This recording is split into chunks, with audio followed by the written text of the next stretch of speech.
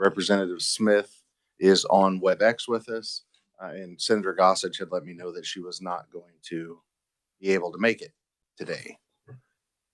Okay, so I know there's a lot of interim committee meetings going on right now, so everybody has very busy schedules. So thanks for making this a priority for those of you that are able to be here and participate.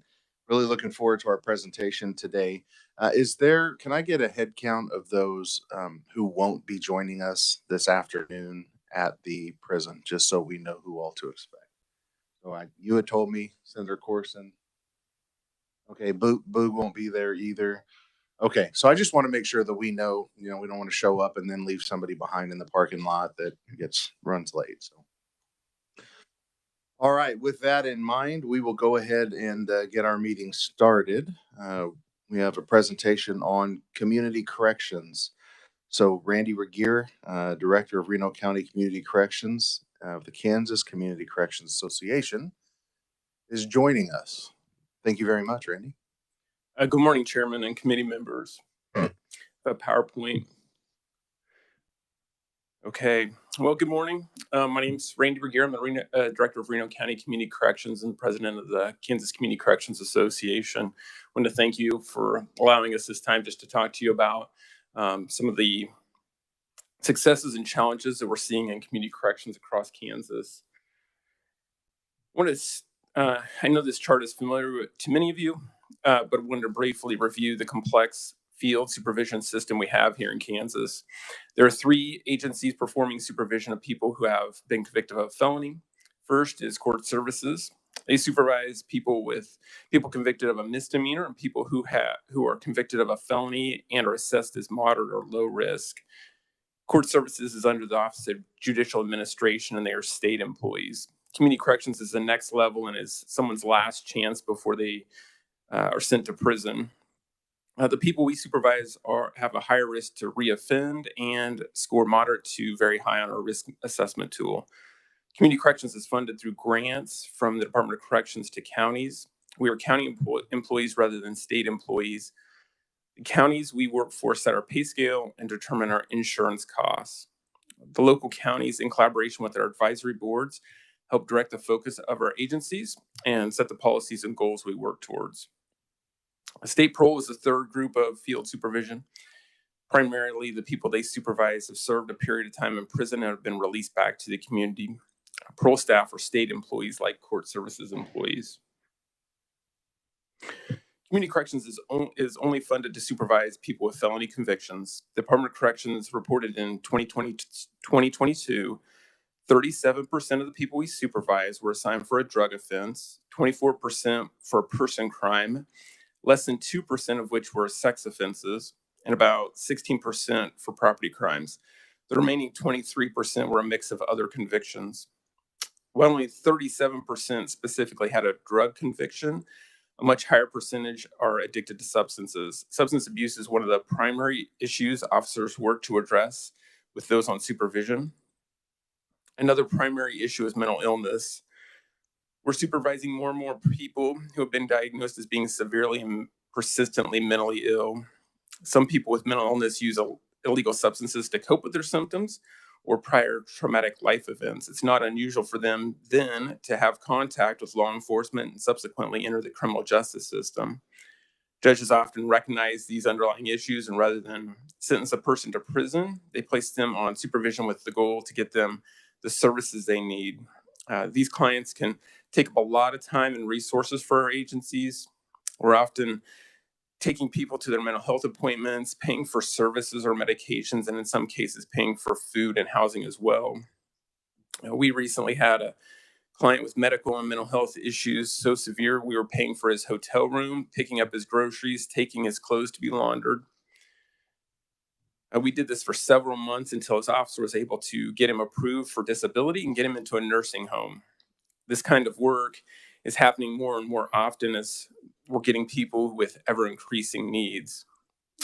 High needs clients like these don't need to be incarcerated, but if officers have too high caseloads, they don't have the time to provide assistance to prevent people from ending back up in court.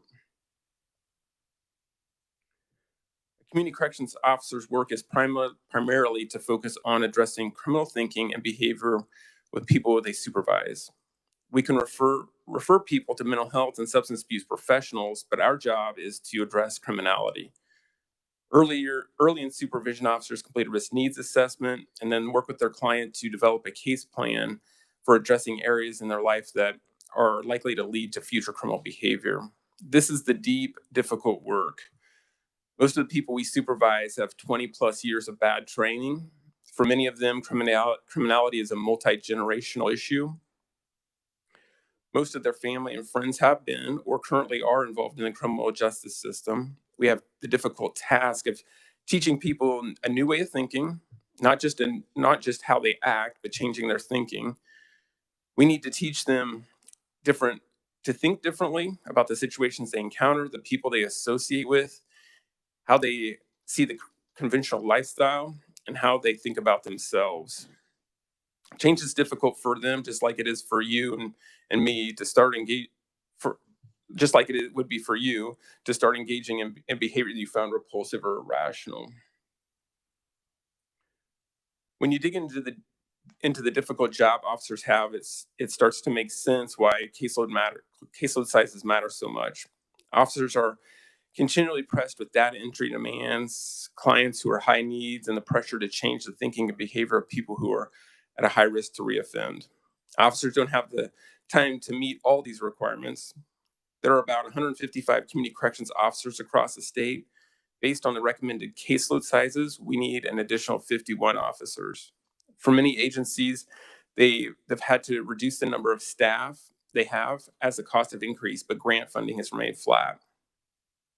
Prior to the funding increase received in the last quarter of FY22, there have been 8 years of flat or reduced funding. The additional funding was restricted to only allow for certain wage increases. This was very helpful to some agencies, but unusable for others. When caseloads are too high, officers deviate from evidence-based practices and spend less time working to correct criminal thinking. Their time is taken up dealing with client crises and paperwork and data entry, and don't spend the time doing the hard work of addressing criminality. Research has shown that the relationship between an officer and the client significantly impacts the outcomes. We need officers to invest in the relationships rather than push through or rush through appointments with probationers. Here's a chart with just some rough numbers showing how an officer spends their time. When caseloads are high, officers have to find things to cut to stay within their 40-hour week. Time spent on things like documentation, data entry, court hearings, and training can't be cut. These are requirements. The only place officers can really cut is the time they spend with people on probation. So the really important work we want officers to do is what's getting cut. Less time spent with clients working on behavior change increases the likelihood of criminal behavior and drug use. Less time spent on treatment referrals and verifications results in worse outcomes. Fewer residence verifications and less drug testing means people aren't being held accountable. All this results in the likelihood all this results in the reduced likelihood of real behavior change and an increased likelihood of recidivism and revocation to prison. This graph shows the actual cost increases for a mid-sized agency from 2013 to 2023. 20 years ago, a typical drug test included looking for meth, cocaine, and marijuana. Now a typical drug test detects 13 different drugs, and that's not even enough. Communication methods are changing too. Many agencies are expanding to the use of text messaging and electronic appointment reminders to improve communication with clients and reduce technical violations. Fuel and other travel expenses are also increasing. Officers need to be out in the field checking on the people they supervise. However, as these costs increase, agencies have had to reduce spending somewhere. Doing more with less has transitioned into just doing less. Accurate drug testing and officers being out in the field is all part of good, intensive supervision, but these practices are being compromised because of the lack of funding. We've worked closely with Secretary Zamuda to develop an enhanced funding request we believe will be reasonable, responsible, and enhance public safety. Based on caseloads, we need 51 additional officers statewide. Rather than trying to achieve this in 1 year, we're asking for an additional $1.5 million for FY25 to start funding these positions. Breaking this up into 3 years allows more time to find, hire, and train these officers. We're also asking for $3.5 million to increase and improve services for people on supervision. Each jurisdiction has different needs and different interventions available to them in their community. Community Corrections works with their advisory board and county commissions to develop their budget, all within the constraints of the Department of Corrections guidelines. This money will allow stakeholders the opportunity to develop and focus on what services and interventions are most needed in their community. Let me help you explain to your constituents why spending more money to supervise people convicted of a felony makes sense. Primarily, community corrections is a cost avoidance tool. You support community corrections because doing so saves the state a lot of money. Last year, Secretary Zamuda said it costs over $100 per day to house a person in prison, but it costs less than $10 per day for supervision with community corrections. Not only does it save money, it also is an investment in people. Rather than a person being a drain on the state, the person is moving towards working, supporting their family, and becoming a contributing member of the community. Let me throw a few more numbers at you. The 5-year success rate for community corrections is 72.1%. We're the only supervision agency whose funding is actually tied to our success rate. Many of the people we supervise are presumptive prison at sentencing. The judge has to depart from the sentencing guidelines to place them with community corrections. Even with this population who should have been sentenced directly to prison, we had a 69% success rate in FY20. That's 1,037 people those 1,037 people who the sentencing guidelines said should have gone to prison, but we successfully diverted from incarceration. Community corrections continues to maintain our focus on public safety. We're still going to recommend people who are a danger to the community be incarcerated if they aren't willing to make changes. But the majority of the people we supervise are, with our assistance and intensive supervision, able to make the needed changes to be successful in the community. Thank you again for allowing me this time to talk to you about community corrections. Feel free to reach out to Stuart Little or myself if you have any questions after today. I've also included a QR code which links to the Department of Corrections map and contact information for the community corrections agencies across the state, so you can talk to staff in your own jurisdiction. I'm happy to stand for any questions. Thank you, Randy. And this presentation is uploaded under our committee website, so everybody has that information. Randy, question for you. So I know community corrections is a little bit different in that some of your organizations receive some county funds as well. Do you know, first of all, how many organizations, community corrections organizations are there in the state, and how many of those actually receive any support from their counties? There's 31 adult agencies across the state. I'm going to say about a third of those receive local support, maybe a little higher, but it's about a third. And are they taking on additional responsibilities within the county to quote unquote earn that money, or do we just have some counties that are more supportive than others? I would say you have a variety. I would say most of those agencies are taking on additional responsibilities. An agency like Saline County, that jurisdiction, I believe the county helps fund their drug court and some other pretrial services that the Community Corrections Agency funds. I think likewise, you look at like Sedgwick County or Johnson County, and the bulk of their money for their residential facilities all is local funds. So I think that a lot of the time it is money that's to add programming. Okay, interesting. Questions, committee. Representative Ressman. Thank you, Mr. Chair. You said your funding is tied to your success rate? Yes, sir, by statute. And how does that work? Agencies are supposed to have a 75% success rate or a 3% improvement from the prior year. Okay, so if that happens and your budget gets increased? That's part of the funding formula. That's one of the things that goes into the funding formula that the Department of Corrections uses. You have your average daily population by risk level, so you have just the number of clients, but then that is also another piece of the funding formula. Is that a good way to do business? I mean, that's what's in statute. I know. Well, I'm looking for an answer. I can read I think that it is really important. I mean, the reason community corrections exists is to prevent people from going to prison.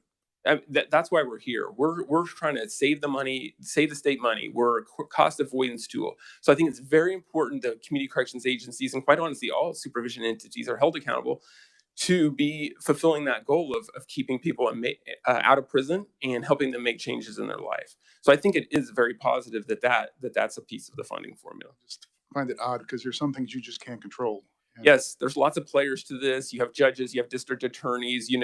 It's common on certain cases that a judge is going to say they want to be notified of any violation. And as you probably heard yesterday, even the changes within the juvenile code, the judges need to be notified of any violations on a juvenile case. We're not to that point on the adult side, but that's not unusual. And so certain cases, a district attorney is going to make a plea deal for somebody to go to community corrections, but they're also going to be very quick to want to recommend execution of sentence if the person does not make a change.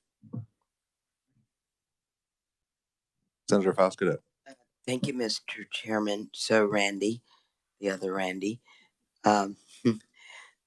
so your relationship with the county. So are you able just to go directly to them to have them provide the services for those individuals that you're saying your people are providing services for? How does that work? So we work closely with our partners in the community. That's part of our advisory board's work as well. We really try to work hand in hand with those. If you're are you referring to funding for additional services? Mr. Chairman, no, Randy. So you said that you gave an example of a person that you assisted. So why didn't you have the county provide those services that your person helped for, you said 6 or 7 months? Sure. So that person was in their local homeless shelter. The homeless shelter went and dropped them off at the hospital because of their medical needs and refused to take them back. So that night, our local law enforcement was able to place them for a night in a hotel. And then after that, we just took over paying for his hotel stay. We had to provide him food because he didn't have disability. He has a traumatic brain injury. So a lot of the things he was not able to navigate. So his officer was just the one that had to do all that work. So yeah, there was just no local partners that would do that. Wow. Representative Hoffman. Thank you, Mr. Chairman. Randy, thank you for being here. So 1.5 million, is that added each year? I'm assuming from the way so it's 1.5 million plus another 1.5 million in 26 and then 0.7, and it adds up, not just Correct. Okay. But the 3.5, is that static every year or? Correct. That would be a one-time increase and then continue. Okay. All right. Thank you. Senator Fay. Thank you, Mr. Chairman. Randy, thank you for your presentation. If you got 155 currently, what's the pay and what type of education do those people need? For education, it's typically a bachelor's degree in a social work, social services, criminal justice type field. And then the pay is going to vary across the state. We have some agencies that are at the same level as OJA or court services, and you have some that are lower. It just really depends. And this is part of this issue where since you're under the counties, each county is a little bit different. What would the average be? I could not give you a best guess there. It's going to be less than the court services wage, probably higher than state parole. That would be the average. Okay, Mr. Chairman, I have a follow-up. How many vacancies you got right now in the 155? We don't really have a good way of monitoring that. One of the things that we have to deal with is since we're grant funded, we have to live within our grant funds. So a couple problems. It's hard to give that number because there's 31 different agencies. So we'd have to pull each agency to know. We don't have one central location that says this is how many vacancies because we don't advertise together or anything like that. But, for example, just looking at my agency, based on our caseload size, I should have 3 more officers than I do. Well, since I don't have the grant funds, I don't have open positions. Those are just not available positions. Thank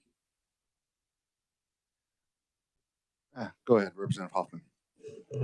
So that that kind of brings a question up. If you don't know your vacancy rate, where did you come up with the 51?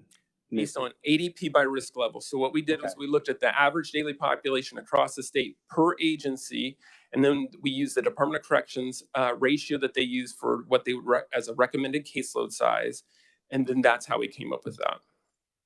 Okay, but how do you know you don't have, if you've got, how do you know, if you don't know where your vacancies are, how do you know how many of those 51 you currently have the ability to hire? This is above the budgeted number of officers that were budgeted. So each agency is going to present a budget. Even if they have a vacancy, they're still going to include that as a position within their budget. So this is above what is budgeted. So there's 155 officers budgeted. So some of those might have vacant positions, but there's 155 budgeted within our budgets that we submit to the Department of Corrections. And they're part of that. Yes, that sir. Formula. The vacancies are already part of the formula. Correct. They're Okay. counted as a full position already. I got you now. Okay. Thank you. Thank you, Mr. So it seems like what I'm hearing is that because of the way that your pay structure occurs and your grants from KDOC, that it's challenging for you to identify anything from vacancies to specific needs, because it's really excuse me, it's that funding mechanism, the grant process really dictates what you can and can't do in any given year. Correct. So let me throw something at you. And this is something I've been pondering for, I don't know, 6 or 8 months. I'm looking at your second slide here that really shows the breakdown. And part of what I wanted our committee to really understand is the difference between court services, community corrections, and parole. And I've often wondered why we do this the way that we do this and why we have this structured under judicial branch has some, executive branch has some are grant funded, some are state general fund funded, some are state employees, some are county employees, when really we're all performing the same function of supervision, just based on lower level, higher level, and then post incarceration. So if I were to make a recommendation at the end of this that we study the idea of unifying all 3 of these organizations under one supervision agency, what would your response to that be? I would say that as a president of the KCCA, I can't really make a great case on either way because we haven't discussed that as an organization. As a director individually, and some of the people I've discussed the issue with, I think that there would be some real value to exploring this, digging in deeper, and looking. There's a lot of other great states. Georgia is doing some great work where they've done some justice reform, and there's a lot of other states where it is under one agency. And I think the only thing I would say is we would love to see it as a secretary level position so that we're housed on our own and function independently. Okay. Well, that's just something for the committee, maybe to think about, and we'll talk more about it tomorrow. It just seems to me that we're not gaining the economies that come with them all being under the same roof. I think we'd have some decrease in administration, and certainly some more specific data and information if it all just flowed through. So, all right, just some thoughts. Further questions? Representative Carlin. Thank you, Mr. Chair. I was thinking the very same thing as I listened to my thought every year. And even when I was running for county commission back in 92, I was trying to understand this situation and why it's built this way. And I still have no idea why we need to have all these layers. And so I do appreciate your comments on that. And I was going to say something else, but it doesn't matter. I think, one of the things that really bothers me is that the counties then set the salaries. We pay the money, they set the salary. So we need to think this through, and I'm glad you brought that out. Thank you. Further questions? Senator Fack. Thank you, Mr. Chairman. Randy, just thinking outside the box here. When you look at the 31 adult facilities, could an option be some kind of matching fund? Because, Wichita or Kansas City is going to have more need and somebody in the rural area doesn't have the funds with what they do versus the other ones. If we was to offer some kind of matching fund that might entice where the most need is, just a thought on that. Yeah, I think that you see in your big jurisdictions that those communities have really stepped up and really contributed high amounts. And I can't really give you a read on what some of the smaller agencies have done. But I think you're seeing a little bit more of that where those agencies are going and saying, look, our funding has been flat from the state for the most part. And so I think that that's one of the things that's getting county agencies to step up. As far as matching dollars, I think that boy, just as listening to my county manager, the things I hear are the struggles with a commission who doesn't want to increase taxes. And so that there's this fight. And so I think that that would definitely be something worth exploring and trying to work with those local level people to see what it would take to help them be motivated to contribute. Representative Smith, who's online. Thank you, Mr. Chair. And Randy, thank you for your testimony today and getting those numbers out. I am encouraged that the members of the committee are seeing this funding mechanism as something surprising or something that they've looked at before and said, this doesn't seem right. When you explained it to me just a handful of years ago, I was surprised and I felt very ignorant for not knowing that going into it, that it is such a volatile funding mechanism. I would like to see I am so proud of the relationship we have with community corrections here in my county, in Coffee County. It does a fantastic job, and I know some of the people personally that are being seen by them, and I know that they have a great deal of respect. So I want to give that shout out to y'all. It is a fantastic situation, I think, for 90% of the folks that come into that program. Even if they end up reoffending, I think that they're gaining. And I mean that. I mean that deeply. So I would like to push, and I would be happy to help push for Secretary Zamuda and DOC to have the funding to get those 51 that you need. And I absolutely think that would make a big change in what is happening across the state with recidivism. And I think this committee, I'd be willing to sit down and hash it out with the committee of how we get that done. So thank you for your testimony. Thank you, sir. Thank you. Yep, sure. Representative Hoffman. Sorry for the third time. So, and I know you may not be able to answer this because you guys haven't really talked about it, but if we did look at a different mechanism, we're probably talking about changing the employment of your county employees. Do you think that's going to be an issue? I think change is always difficult. Well, true.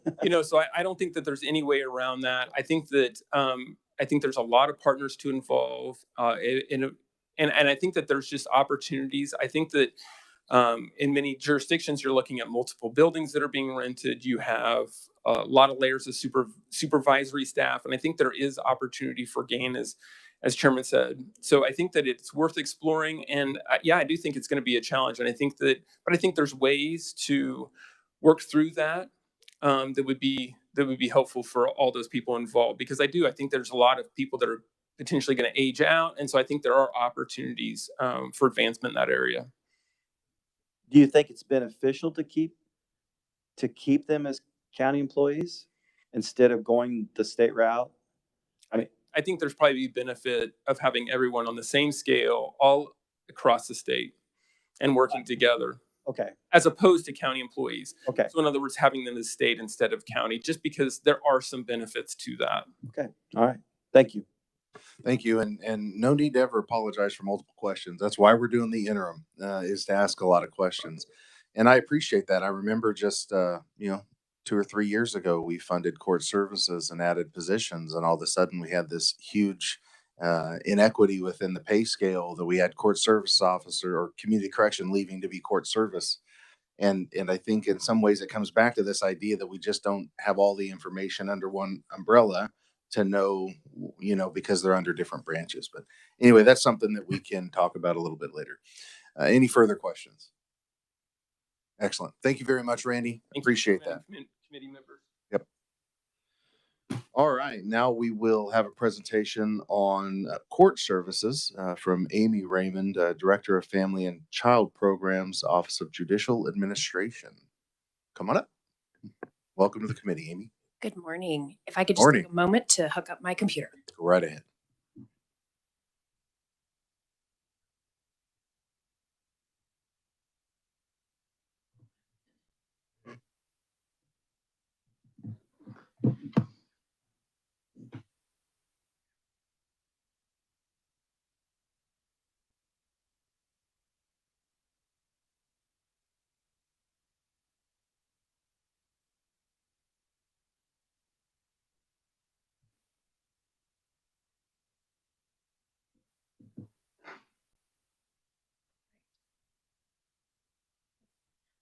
Good morning. My name is Amy Raymond. I am the Chief of Trial Court Services for the Office of Judicial Administration. Thank you for asking me to be here today. I've got some slides that I will run through an overview of our court service officers and what they do. And then I will be happy to stand for any questions.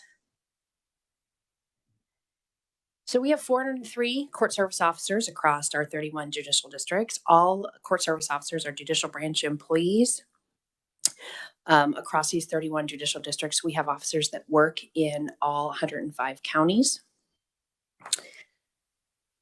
Our statutory responsibilities related to adult clients, we do some pretrial supervision. We do all pre-sentence investigations.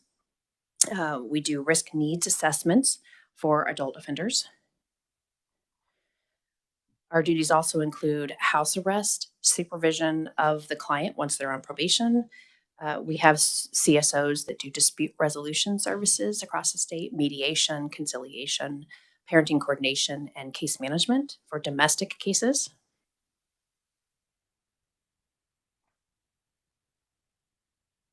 For our juveniles, services include, oh, I'm sorry, I think I went too fast.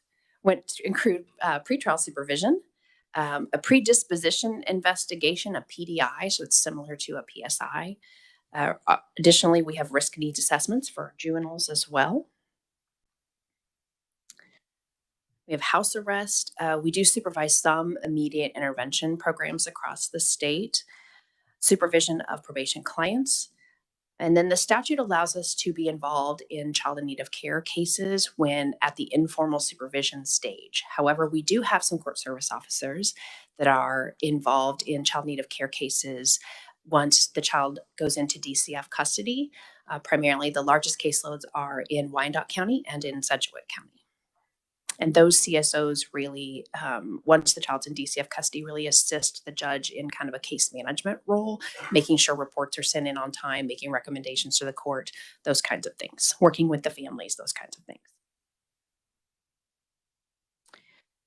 So our risk needs assessments, this is a big portion of our supervision, and it determines how we supervise a client. And you heard community corrections likely talk about the same.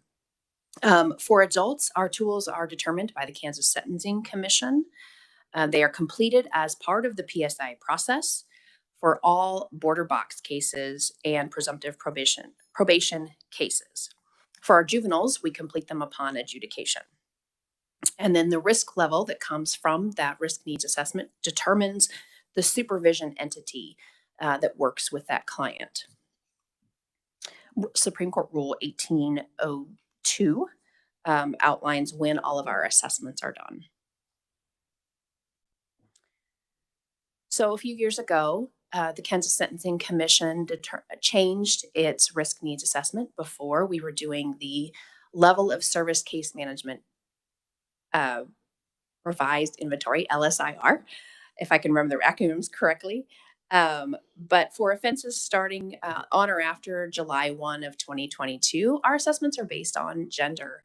We know from evidence that females enter the criminal justice system differently than men, so it's appropriate to have a different risk needs assessment for them. So the Sentencing Commission has asked that all assessments for men be the LSCMI, the level of service case management inventory, and for women, the WARNA, the Women's Risk Needs Assessment. For juveniles, we are doing the youth level of service case management inventory, the YLS CMI.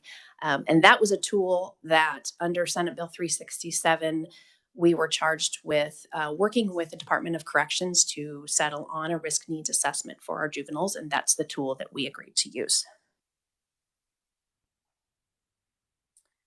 So for court services, women under the WARNA, we supervise primarily low and moderate risk clients. We are trained to supervise at all levels, but those are the primary population that come to court services. And for men, it's the very low, and medium risk. The tools themselves don't use the same language for the different levels. And so that's why you see low and moderate for the WARNA, and then very low, and medium for court services. But the Sentencing Commission had quite a bit of discussion around which levels should go to which supervision entity. So in fiscal year 2023, you'll see some stats here on the number of assessments that we did. While these assessments do determine the risk of recidivism for a client, they also determine the needs of a client. Any interview that we do for an assessment can take up to 45 minutes to a couple of hours to conduct. We're able to gather information in these interviews that the CSO also uses for the PSI. An example is if the defendant has drug and alcohol use abuse issues on the PSI, we may recommend the defendant go to a substance abuse evaluation and follow those recommendations. The goal of our assessments in Kansas is to assist in determining the placement between court services and community corrections, which is the intensity, primarily the intensity of supervision that happens with a client. But it also helps address things the defendant may need to be successful while on probation, and the officer then works with the defendant on those things. So all of these things, of course, require training. We have extensive training on our assessments. We use the University of Cincinnati Criminal Justice Institute, and we use Bauman Consulting for the WARNA. For a brand new CSO to just go through their assessment training, not any other kind of evidence-based practice training or motivational interviewing, just the assessments, it's 116 hours of training to be certified on these tools. Sorry. Can somebody? Yes. Can we do the Zoom or something?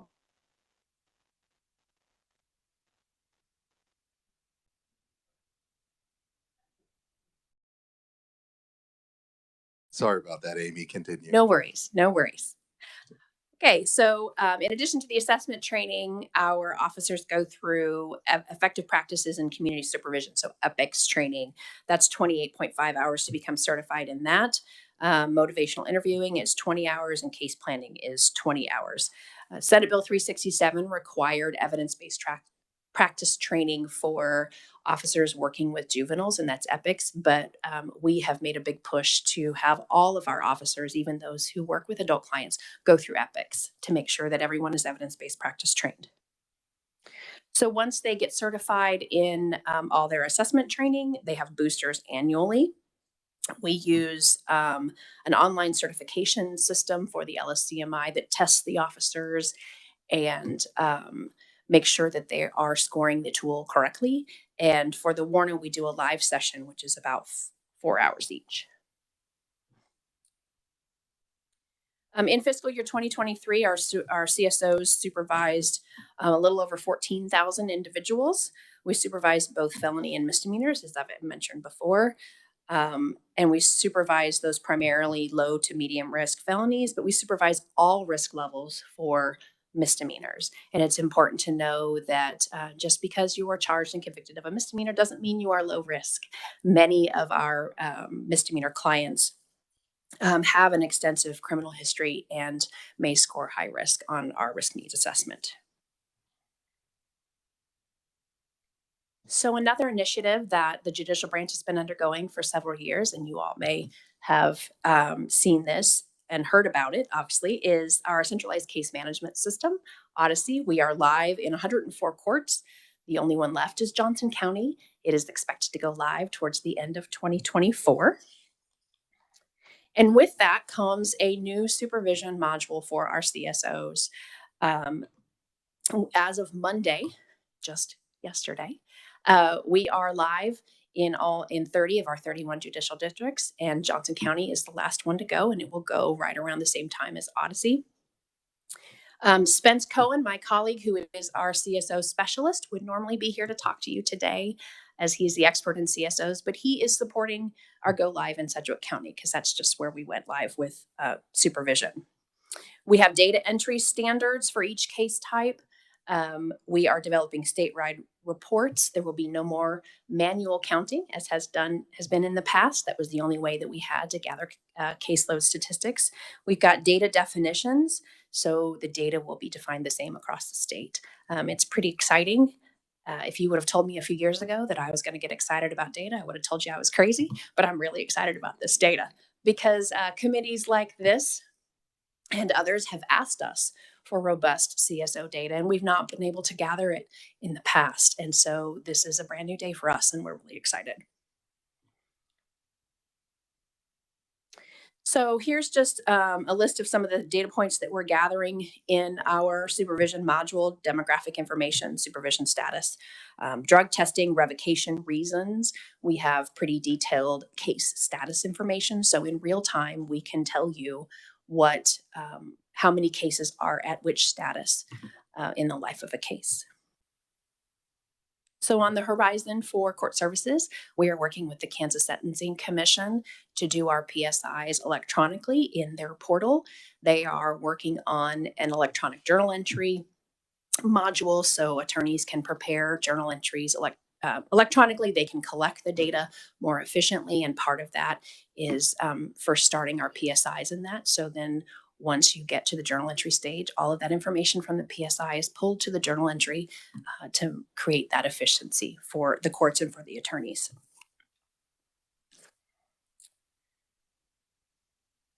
Okay, and that's the end of the summary information I have for you. I am happy to stand for any questions you may have. Certainly. Thank you, Amy. Curious, does OJA also have to work with software that JIAC uses, Athena, or is that KDOC? It's DOC. Okay, well then I have questions for him a little bit later. Okay. So thank you very much. Committee questions. Senator Fagg. Thank you, Mr. Chairman, and Amy, thank you for your presentation. I'm kind of a new guy here trying to learn something new every day. When you talk risk level use to determine supervision placement with court services or community corrections, what's the difference between the two? So when you do a risk needs assessment on a client, they get a score, and that score falls into brackets. They're either low risk. It ranges from low risk of recidivism all the way up to high risk of recidivism.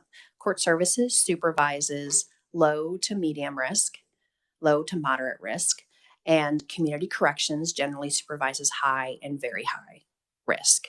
So wherever that division is within those risk levels, that's the population that each group generally supervises. Okay. Follow-up question, Mr. Chairman.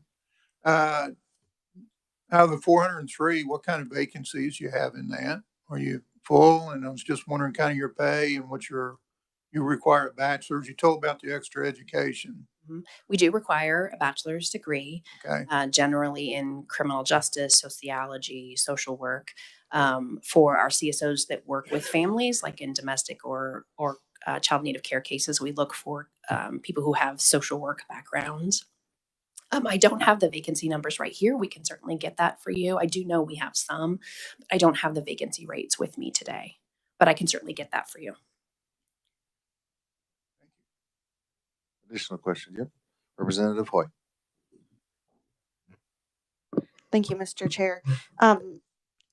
Sounds like we're going to be discussing a recommendation, a potential recommendation on a state agency combining services. I was just wondering if you wanted to provide some insight or weigh in on that to give us some more information. That's a policy decision that the legislature can make, and I am not able to comment on policy as a member of the judicial branch, but we'd welcome the opportunity to be a part of that discussion should that study be done. And of course, administratively, that's a big shift for us. So we really would like to be part of that conversation and have the opportunity to weigh in on what that would mean for us. Additional questions, committee? All right. Thank you very much, Amy. Thank you for having me. Absolutely. All right. Now we will welcome Secretary Jeff Samuda to the podium and have an overview of Kansas Department of Corrections. Just a moment, Mr. Chairman.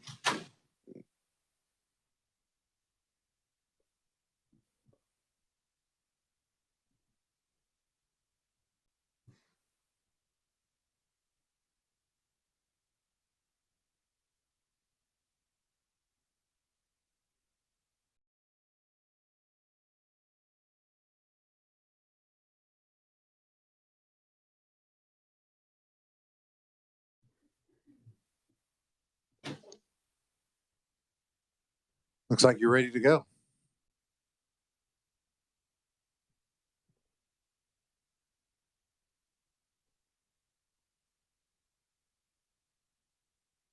I don't think it's on. All right. Hey, Better? there you go. All right. Start over. Morning, Mr. Chairman, members of the committee. Thank you for the opportunity to appear before you today to present information regarding our agency. My name is Jeff Samuda. I serve as the Secretary for the Kansas Department of Corrections. Before I begin my presentation today, I want to introduce members of my executive leadership team. Some faces may be familiar to you, some unfamiliar. There's been quite a bit of change, so I just want to have that opportunity get you to know who they are so as you encounter them going forward. With us today are Keith Bradshaw. Keith is the Executive Director of Contracts and Finance for our agency. He oversees our contracts, the budget process. Randy Bowman's with us today. Randy's Secretary, could I get people to, Oh. when you say their name, stand up and at least wave to us? Ah, there Keith. you are. See, he was trying to hide back there. That would be Keith. He's a good Excellent. hider. Yeah, thanks, Keith. Yeah. Then Randy Bowman, who many of you are familiar with. Randy's the Executive Director of Public Affairs. He has legislative issues and public information. Unfortunately, and some of you already know this, we're going to be losing Randy at the end of this month. He's retiring after a number of years of great public service. We're really sorry to be losing him, but we're also happy for him. He's got some other opportunities going forward. There might be a committee recommendation to not support that decision tomorrow. So Randy's done a terrific job. We really appreciate him. Also with us is Dr. Chris Fanning. Dr. Fanning is the Executive Director of Programs and Risk Reduction. She has our programs and then our education component she oversees. Christina Peach is our Director of Human Resources, hiring, payroll, similar related functions. Gloria Geither is the Deputy Secretary of Facility Management. She's charged with operations of over our 8 adult correctional facilities. And then finally, Megan Milner. Megan is the Deputy Secretary of Juvenile and Adult Community-Based Services. She has the parole operation and oversight of our 1 juvenile facility here in Topeka. Really good bunch of people, hardworking, really smart, and I'm really, really happy to have them on our team. Get this to work.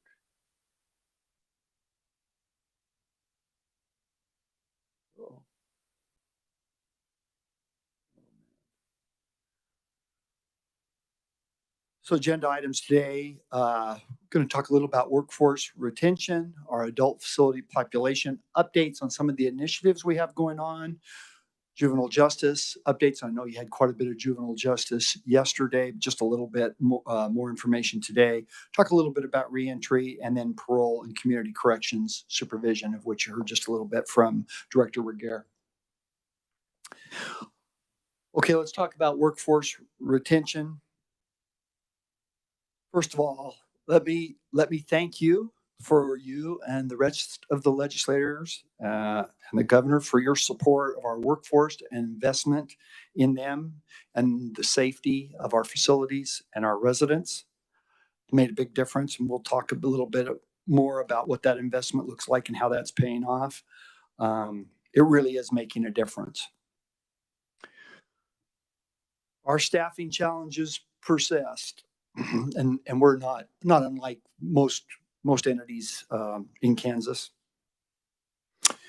Touch briefly on what it looks like at some of our facilities. At our Lansing facility, uniform vacancies have been in the mid 30s recently, compared to a high of 98 vacancies in February of this year.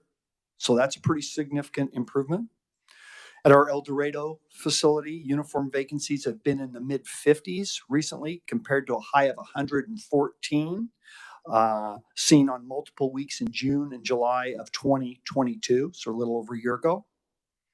Our female facility in Topeka has had 0 vacancies most weeks since late July of this year. Our Winfield facility has had 0 vacancies for 4 of the last 7 weeks. We're excited about that. We are, however, on 12-hour shifts still at El Dorado and Lansing. We've been on those since July of 2021, and we're entering our 28th month of those. So we've got to find a way to get off those 12-hour shifts, really hard on staff. Some contributing circumstances at a couple of our facilities that are a challenge for us in recruiting and hiring new staff, both at Norton and Larned. There's a relatively small population base out in those areas. And then housing is a real issue. We've had folks that were interested in hiring on, specifically at Norton, went to relocate, could not find housing, affordable housing to either purchase or rent. So housing is an issue for us. So here's a graph from depicting from July of 2021 through September of this year, total uniformed adult correctional officer vacancies, and really reflects the impact of that investment, particularly with compensation for our staff. In January of 2022, the pay differentials that you all authorized, they've stabilized our workforce. That's the orange bar on the left of the graph. That indicates a time when those were put in place. Really did stabilize our uniform workforce. And then that orange vertical bar on the right side of the slide, that's pay increases this year, which have really helped reduce the number of vacancies. Since April of this year, we're really seeing an encouraging trend. I referenced some of those numbers in previous slide. March of 23, we had 405 adult uniformed officers vacancies compared to 252 on September of this year.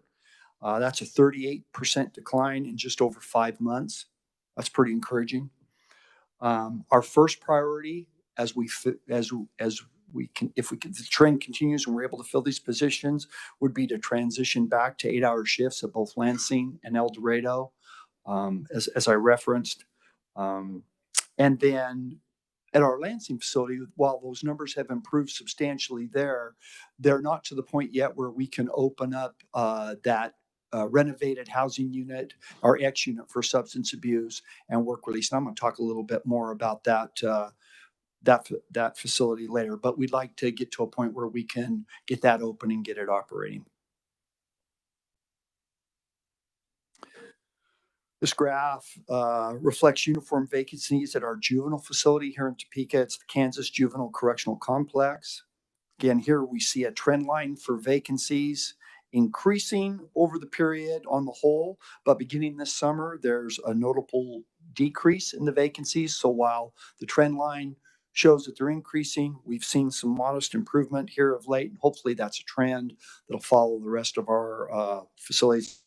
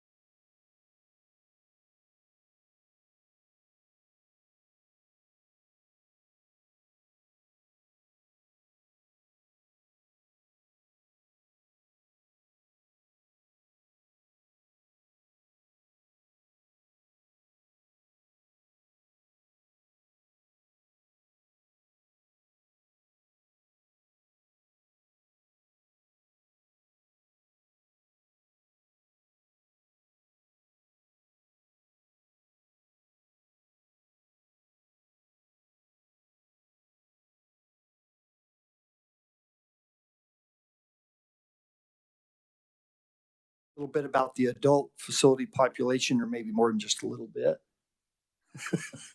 Our population is increasing, and we should be concerned about how it's increasing. The impact of the coronavirus pandemic on law enforcement, prosecutors, the courts, resulted in a steep decline in our adult populations in 2020 in FY 2020 through FY 2022. Pre-pandemic, our adult population hit an all-time high of just under 10,100. That was in April of 2019. And again, it was just under 10,100. During the pandemic, the adult is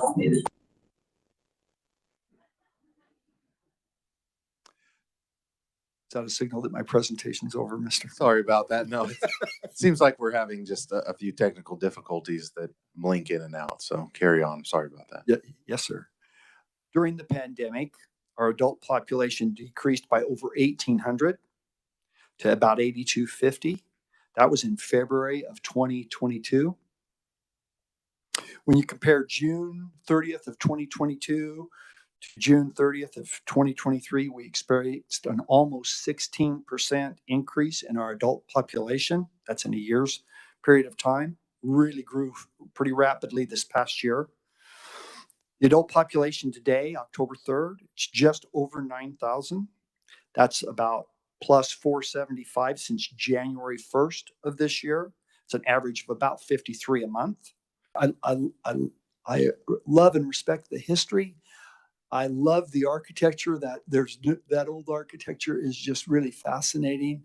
But I don't love having to operate a facility today trying to utilize modern practices, effective correctional practices in facilities that are 120, 130 years old. It's really a challenge. It puts another layer of challenge on already difficult and challenging work. Right, and I think you'd mentioned the Hutchinson is one of them that you really have trouble with staffing. I mean, that could be some of it in the facilities that they're working in. I'm sure that has some of the issue. And I understand that 400 does not include replacing. What I was saying is the deferred maintenance. We see this in our universities, that we've kind of started. Some of the universities are starting to just tear down buildings and replace because it cuts out a big chunk of their deferred maintenance. And so I was just interested. The other thing is, are you going to come to the legislature with a recommendation to increase the building fund?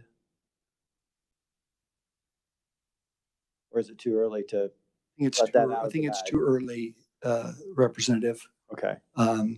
We've come the last couple of years, I believe, but too early this year. Haven't settled on that budget yet. And can I come back to your comment about, because you're right on how our ability to recruit and retain staff in some of those facilities is difficult. When we don't have the proper ventilation, lighting, things aren't working, it's kind of run down. Our ability to recruit and retain staff is diminished. Some of our staff are working in housing units in the summer, and the residents are living there. But we're talking about staff. Staff are working in housing units where the temperature is 95 degrees, and they're in their full uniform. Some of them have their vests on.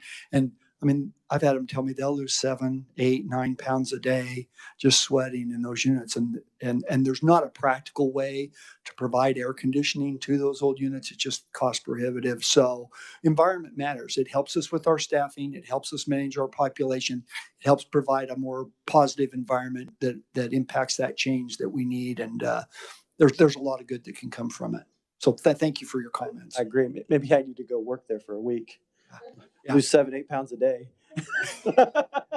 It'd be a great diet plan. But those staff, those are, they're on concrete all day. They're in that hot environment, trying to manage a very, very challenging population, and to have the environment be not good makes it really, really exponentially tougher. Yeah, and just one more thing. I just think that, we probably are looking at eventually, whether it's 29 or a few few years out, we're probably looking at where we're going to reach capacity. And I just think that, you could look at maybe a bigger facility I think that's one place where we really messed up in Lansing. I do not understand why we didn't add a little bit, more space when we built that. We should have made that a little bit bigger when we were building a new facility, but we didn't. So it's the way it goes. All right, thank you. Yeah, that could be a new recruiting tool. As Representative Heiberger was sharing, it could be extreme weight loss. Actually, we could get people to pay us to be prison guards. Offer them 7 to 8 pounds off a day. Yeah. All right, Senator Fack. Thank you, Mr. Chairman, and thank you for your presentation. I got 4 or 5 questions. I'm going to keep them short. You said El Dorado, the high was 114. What's the average now? I think Are we're we like down 50? in the 50s. Is that what? Okay. I All right. think we're in about 50 some. 50 some. Okay. Someone mentioned to me a while back, and I'm not an expert in this area, learning here. When you look at the prison system, how many drug convictions are sitting out there? And they go in different levels. First probation, second, you get some prison times. Pretty tough is where they was going from. And I just wondered how many is in prison for that right now. Is that a high number? Yeah, Mr. Chairman, Senator, I believe it is a fairly high number. I don't have the exact number. I may have it later in my presentation. I'm trying to recall if I have it in here. But what I will tell you is there's a high number of people in our system that have a documented, validated substance abuse problem, whether it be alcohol or illicit drugs. Okay. But we can get a number. If it's not in my presentation, we can get you a number on how many are in the system with drug conviction. I'm thinking out loud, sentencing. If we looked at that, maybe that second one not being quite as hard and use community services. We've seen how cheap that is. That might be something that we could look at just for a conversation. How many family members are hired at the same facility? Do you guys monitor that kind of thing? Senator, members of the same family that may work at the same facility. Yeah, I don't have a count for you, but that happens quite frequently, and especially at a smaller facility, small community, you'll have multiple family members working at the same facility. Yes. Okay. You monitor that at all? Well, we monitor it in terms of the potential for problem with supervision or nepotism. So we try to create some space, some separation. Now, you have to get a little creative at times, but yeah. Another question, Mr. Chairman, on the percentage of gaming fund, there's something else that goes with that. And there was a bill I think I presented last year trying to increase that. I didn't know. Do you know the history to that at all, when that come and how that got set in? Because not only there's a percentage of that goes to this kind of thing, there's a percentage that goes to something else. And there was a bill presented on that, but never got worked on the Senate side. So I'd like to have a little more history to that. And maybe that's something that we can consider too, because of how the magnitude of this, that we could chip away on that. So, okay, Senator, we'll get you that information, what we know about the history of it and where other funds then that may go. Okay. One more question. Thank you, Mr. Chairman. Approximately that $1 million, I'm glad you brought that up on mail, because we got some heat on the Senate floor last year if you watch any of that. So my question is, have we hired anybody in this area yet? You said that it's going to help, but it didn't sound like it was going to solve the whole problem. I just wondered if we started the process and kind of where we're at in that system is where I was wanting, in case I get asked some questions on that. Yeah, Senator, we have started the process. I don't believe we've hired all of the positions. At some facilities, it's been difficult to hire and fill those positions, but I know we have filled some of them. The process is in place. We're using it today. We're scanning all of the mail, and it has helped. One of the challenges with that mail, and I referenced it earlier, was just how sophisticated that soaking of those illicit substances on paper, and you could not tell by the naked eye. I've looked at some of it. You can't tell it's there. So this takes that out of the equation, and really has I'm not going to say it shut it down 100%, but pretty close as a venue.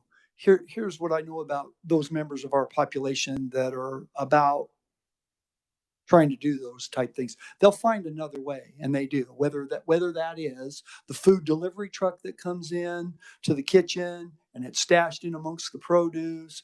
Whether at our Hutchinson facility, we have city streets that run right alongside. People will literally throw stuff over on the ball field. They'll compromise our staff. Comes in at times through visiting. So that in and of itself doesn't stop our drug problem, and it's substantial, just like it is out in the community.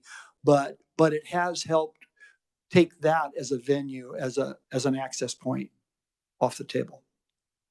Mr. Chairman, I got one more question. Energy audit. Now, we talked about the lighting over there, how important that is. Do you have has anybody ever went through the prisons and literally did this, a specialist on energy? Because Kansas is ranked 49th when it comes to energy efficiency. And I'm thinking as many facilities we got floating around, that would be a very good thing to do, to look at different things that we could do at each of these facilities. And I'm talking heating and air, windows, there's all kind of things. So just a thought on that. Or do we do anything like that is what I'm asking. Yeah, Senator, we've not done an energy efficiency study in my time here, just a little over 4 years. We may have done one years ago, but it would probably, given all the additional buildings and the aging and deterioration, probably need to be done again. But yeah, you can save some money by increasing efficiencies. Excellent. All right. Well, let's go ahead and take just a 10-minute break. Let's be back here and see if we can get things wrapped up in about 10 minutes. Thank you.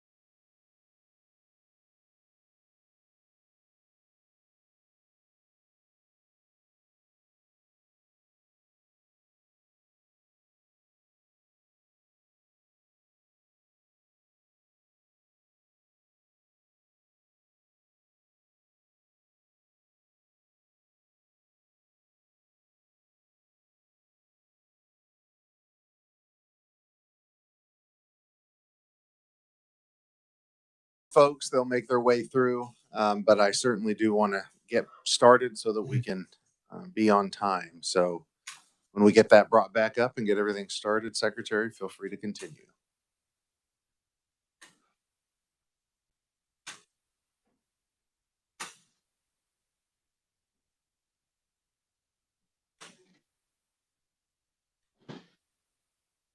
Good to go here on the screen. And pull that presentation back up.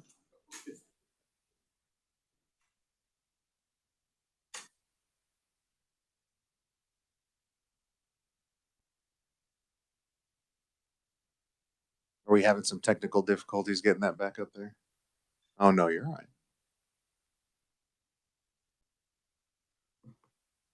Okay. All right. Back to it, Mr. Chairman, members of the committee. So our Athena project, that's developing a new offender management system and laying to rest some old systems that we have, some of them dating back as far as 1977. We're excited about that. We're getting closer to culmination of that project. We had some delays, which could be expected with a program of this size and scope. The vendor's still working to develop all functionality of phase 2 of the project. We anticipate a go live date maybe before the end of the calendar year, probably into next calendar year. Be some challenges when we roll that out, as we experienced with the first phase, staff getting familiar with a new system and how to operate it. But once they do, we anticipate we're going to have a more responsive system, something that can be actually supported if there's a problem with it. Those old systems are not supportable today, and then we'll have a more modern, better data. We're hopeful that we can retrieve, making decisions going forward. We're excited about the Athena project coming online. I have another project to provide staff and resident Wi-Fi in all of our correctional facilities. This has been going on for the past couple of years. Provide a separate network for staff and a separate network for our residents. If we put them both on the same network, of course, that's fraught with some security issues, but also there's not the bandwidth to run all those folks on one system. We have installations are complete at 3 facilities: Norton, Hutchinson, and Lansing. Other facilities are at various completion points between about 25% and 90%. They all should be completed by the end of the calendar year.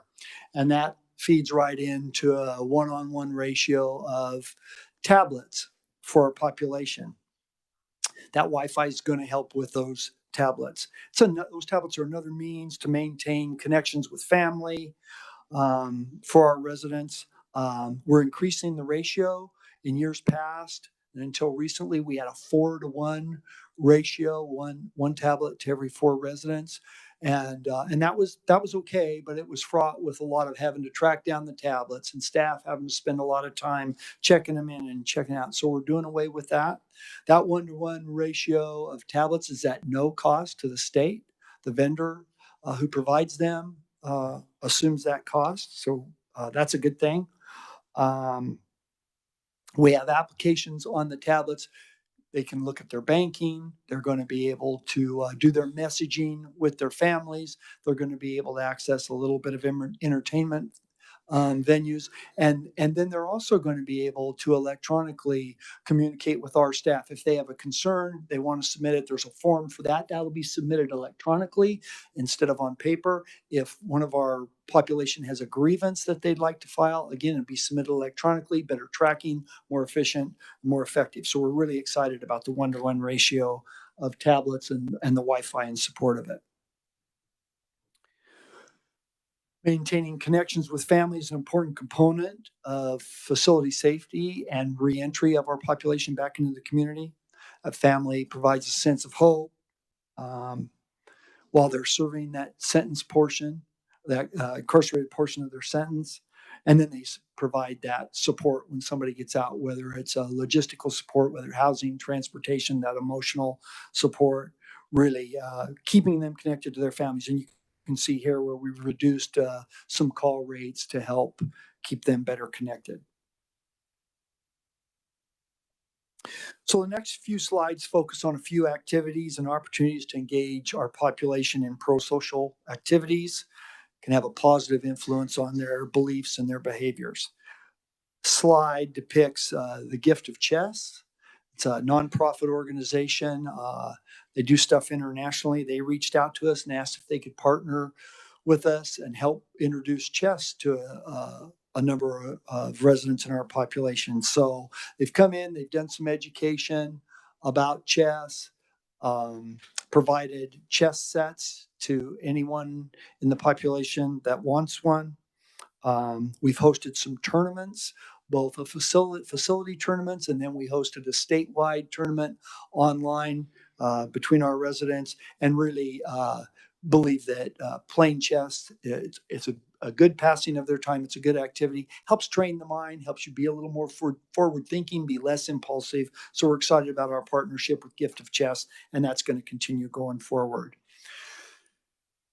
At the Topeka Correctional Facility, our female facility, we had the opportunity to host the artist Melissa Etheridge. She held a concert there. She reached out to us, asked if we'd be interested in that. Interestingly enough, Ms. Etheridge grew up in the Lansing area and performed at our Lansing facility when she was young.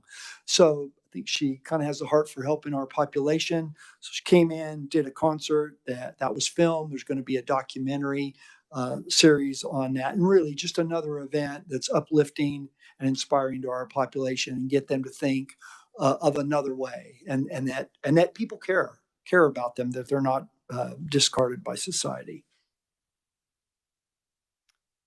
I'm really excited about our partnership with the Children's Discovery Center. If there's a Children's Discovery Center here in Topeka, and if you've never had the opportunity to visit it, and if you have young kids or grandkids and you have the opportunity to go there, I encourage you to do so. It is fantastic. What a great environment for families to spend some time in some very, very neat activities.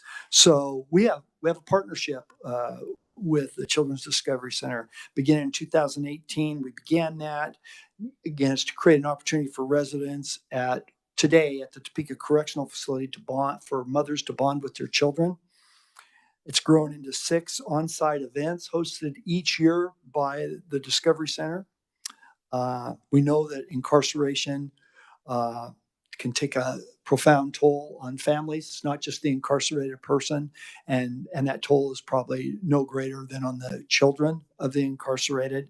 So research shows that when they're separated from their parents, experience feelings of abandonment, rejection, and that can have lasting emotional and psychological effects. So this partnership provides an opportunity to help support these families and hopefully reduce that negative impact upon those children. So we started at our Topeka facility. We believe we have an opportunity to partner with the Kansas Children's Discovery Center. They have the ability to take that on the road on a little bit smaller scale, but take it on the road. So we're having conversations with them about maybe mobilely taking it to some of our adult facilities, so some of our fathers can stay reunite with their children and stay connected. So we're really excited about those opportunities, and I think you'll see some of that coming in the future. Recently had a charity basketball game at our Ellsworth facility. I had the pleasure of attending that. It was pretty fierce competition, as you can see by that is the final score there. Really, again, and I think our residents prevailed in that game, so they were pretty excited about it. You can see the photo of them all there. Really, just another pro-social event to say, there's another way to live. There's other things besides negativity and hurting others and whatnot. So events like this just really are inspiring to the population and really help them feel like, look, there'll be a life for me after my incarceration period, and which there are. I mean, not 95% of these folks are coming back to the community at some point. High percentage of them. So let's try to get them ready for that. A 5-year capital improvements plan. You can see some of which is listed on there that we're talking about, looking at. All of these initiatives that you see on that slide contribute to our environment. And we've talked about how much of a difference that environment can make, not only on our staff and retention, but on our resident population, and helping create an environment where they're open to the change that's so desperately needed. Change in the way they think and the changes in the way they act.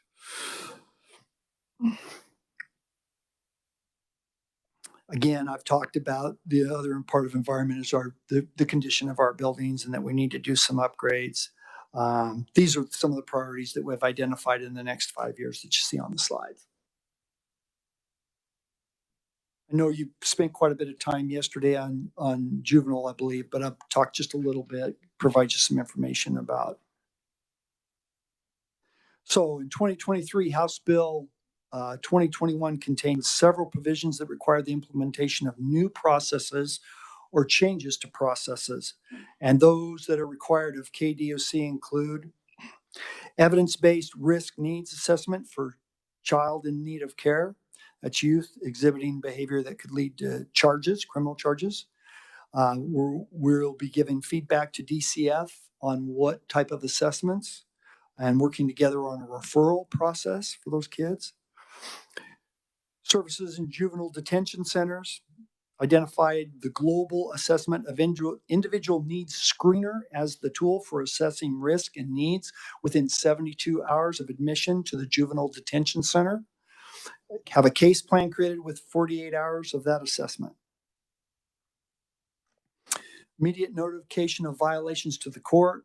Collaborated with the Office of Judicial Administration on a form to be filed with the court, and will accompany the already existing violation level report. To develop a system to facilitate the exchange of confidential data. We've had 2 demonstrations from vendors. The next steps are get feedback from partner agencies and selection of a platform, and to be on target for use by July 1st of 2025. And then grants from evidence-based programs account. Adjustments to eligibility criteria for applicants as specified under the bill. And JJOC supported adding infrastructure in support of additional grants. That includes 2 positions that are managed within our agency to manage the evidence-based programs account. That would be a grant manager and a grant auditor. Think we'll be more efficient and more effective with those grants, with those 2 positions managing it. So here's some initiatives at the Kansas Juvenile Correctional Complex, our juvenile facility here in Topeka. Practices in juvenile corrections continue to change as we increasingly understand the importance of strengthening connection with families and support systems. At KJ, they've implemented several changes, including a quarterly newsletter with families, new parent caregiver orientation, family meals at visitation, free video visits, high school open house, and family therapy. Another important practice with our youth are to increase a focus on employment skills and assistance with obtaining employment. It's vital given the increase in the number of older youth at KJCC and the longer sentences. And I'll have some information on that here a little bit later. Here it is. On June 30th, 2023, 64% of the residents at our juvenile facility were 18 years of age or older. Let me repeat that. June 30th of this year, 64% of the residents were 18 years of age or older. The average length of stay for females is 422 days, and for males, it's 401 days. So that workforce training collaboration includes partnering with Kansas Department of Commerce, adding a workforce specialist located at the KJCC campus who's working to increase employability skills and job retention skills. In addition, JAG-K has partnered with Lawrence Gardner High School, our high school at the facility, to focus on the same need for residents by adding career specialists, teaching employability skills, career and leadership development. In addition, we've doing some staff training with our staff at the facility, mental health training curriculum for juvenile justice, and then verbal judo, which is a de-escalation technique on how to bring people down and avoid uses of force. Talked a lot about environment matters. Here's another slide to that. So similar to our efforts in adult facilities at both Winfield and Lansing with the expansion units, KJCC is focusing on improving the environment for our staff and residents. They've updated common areas for residents, updated the staff break room. Upcoming projects include renovation of showers and installation of sound panels in the living units to reduce noise.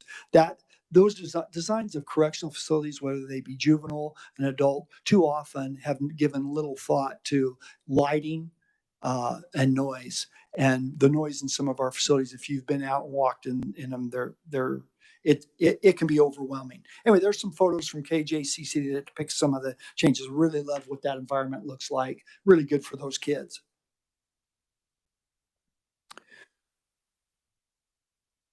So this slide is data published by the Office of Judicial Administration in their annual reports. It's available on their website for fiscal years 2010 through 2019. The data reflects long-term decline in the total number of juvenile offender filings and in juvenile offender dispositions. So it's a decline. Data also reflects that only a few youths ages 10 to 17 are waived to the adult court system. And for this period of time that ranged from a high of 63 to a low of 24, 63 in 2012 and 24 in 2019. Again, that's youths 10 to 17 being waived to the adult system. These are juvenile offender crime data published by the Kansas Bureau of Investigation for calendar year 2010 through 2021. The chart reflects total arrests, which declined significantly between calendar year 2010 and 2021, and may be showing signs of leveling off between 2020 and 2021. This decline is significant in the fewer number and also in the relatively small number of youth who engage in the most serious crime. For example, the crime with the highest number of arrests year in and year out is simple battery at 22%. The next greatest is drug crimes at 18%. The third greatest number of arrests were for liquor violations at 13%. In 2021, 16 youth were arrested for murder. In 2021, 103 youth were arrested for weapons violations, a decrease from 2017 through 2020, which ranged from 107 to 122, and an all-time high of 157 in 2011. This is from the same data set as the previous slide. These are juvenile offender crime data published by the Kansas Bureau of Investigation for calendar year 2010 through 2021, looking only at arrests for murder. Historically, this crime by a person under the age of 18 has been rare. Clearly, there's something unusual about 20 and 21. The numbers are up fairly significantly.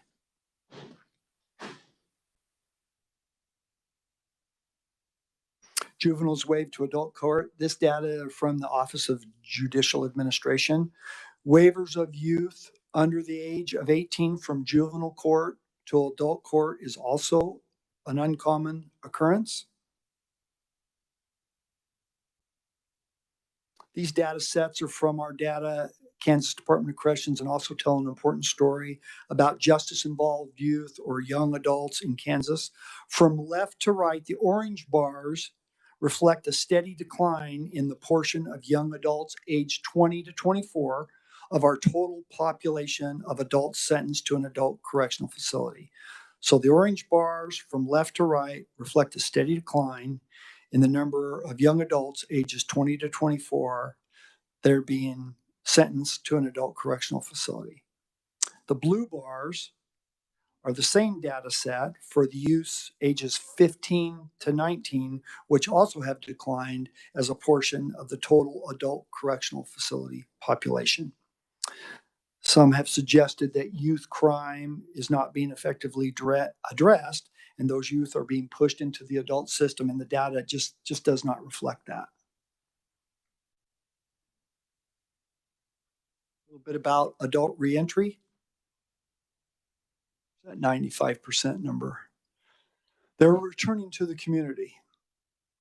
21% of our population serve less than 1 year, 32% serve less than 2 years, and 65% serve less than 5 years.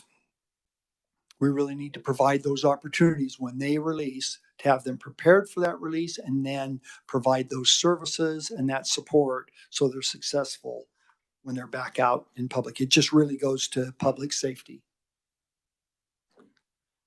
Some strategies for successful reentry: tailor programs and services to the unique needs and risk factors of the individual. That's done through risk assessment.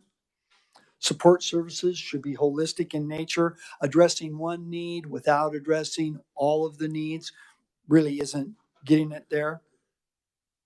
Family and support systems matter deeply. We need to facilitate more family contact. You saw some of the activities we're trying to do. You've heard what we're trying to do at KJCC, but create more family opportunities, promote that family unification or reunification, because that's going to be the support network that helps them both behaviorally and financially, logistically be successful out in the community. One type of intervention that the literature has found to be effective in supporting successful reentry, above all others, it's programs that include a cognitive behavioral therapy component. That therapy can help individuals recognize past and current negative patterns of behaviors and decision-making, help them restore self-esteem, and imparting tools and strategies to make more positive life choices. Helps them start thinking a different way. Community supervision works best when it combines both surveillance and support functions. You heard a little bit of that from Director Reguer in his remarks. And we work with our parole staff, coach versus referee. There's a referee component to the work, just monitoring and surveilling what's going on and holding people accountable. But equally, and at least equally important, is that coaching aspect and helping people. This is the better way to do it, or what choices could you have made differently? And hey, let me give you some suggestions. Let me help guide you. That's really where we make the most bang for the buck. And as Mr. Reguer suggested, when staff don't have time to focus on that, which is really the deep work, when there's a lot of paperwork and caseloads are high, it's really hard to get to that guiding and coaching aspect of the work. It becomes too much just the surveillance or referee part. So what's needed in our facilities?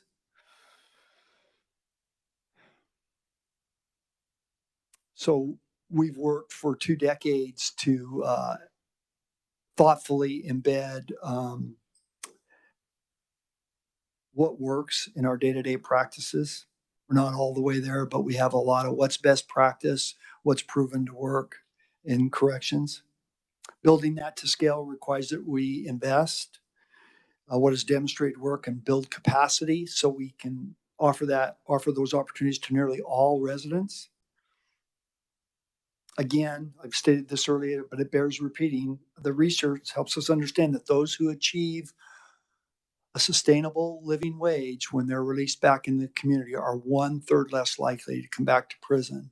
So through our education and training and workforce opportunities, we help promote that and help them get to where when they release, they can earn that sustainable living wage. On any given day in our organization, we have 1,300 of our residents are employed by either our private industries program that I talked about earlier, our traditional industries program. That's just out of about 9,000, about 1,300. At any point in time, we have between 1,100 and 1,200 of our adult residents are in need of educational services to obtain their high school or GED diploma. In the last 5 years, we've been able to help between 236 and 399 residents per year complete their GED. That's a good thing. Enrollment in the fall of 2023 in Pell-eligible programs is 406 residents, and we expect to have 170 new graduates at the end of the semester.